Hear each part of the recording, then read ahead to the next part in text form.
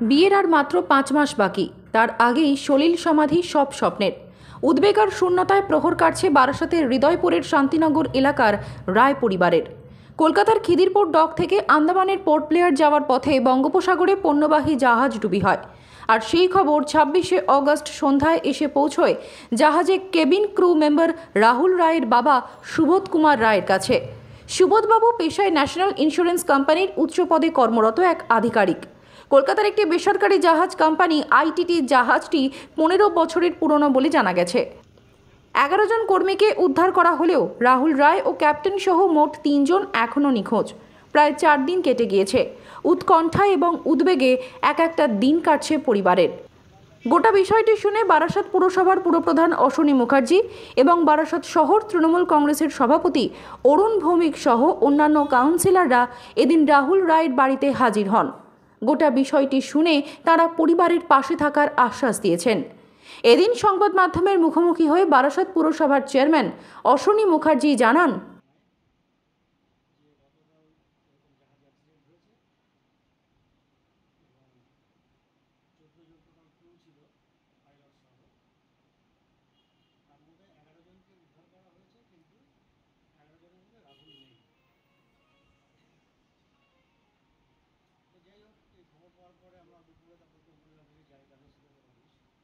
হ্যাঁ, নিশ্চিতভাবেই আমি আর আমার দলের সভাপতি অরুণ ভৌমিক এসেছিলাম।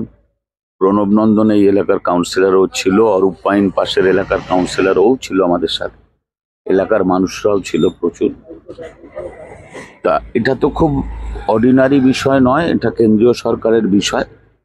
আমরা নিশ্চিতভাবেই আমাদের সাংসদকে দরবার চেষ্টা করব এবং বিগত দিনেও বহু ক্ষেত্রে ওনার একটা উপযোগী ভূমিকা দেখেছি, সেই কারণেই বিশ্বাস ওর সাথে কথা বলে যদি কোনো ব্যবস্থা করা সম্ভব হয়।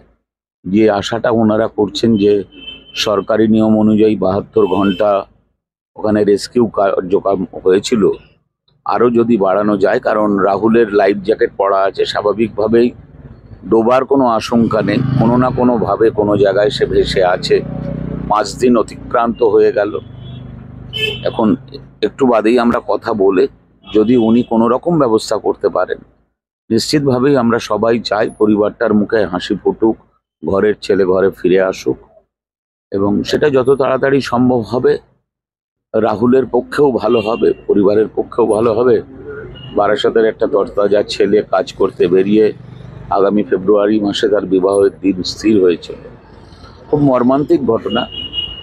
ওদের পরিবারের পাশে দাঁড়াতে এসেছিলাম, আমরা সমবেদনা জানালাম, কিন্তু যদি কোনো রকমভাবে চেষ্টা করতে পারি, আমরা সাহায্য করতে পারি, ভালো লাগবে। বারাসাতের একটা ছেলেকে তার ঘরে যদি ফিরিয়ে দিতে পারি, আমরা সাংসদের সাথে কথা বলে নিশ্চিতভাবেই ওদেরকে জানিয়ে দেবো কতদূর কি করতে পারলাম।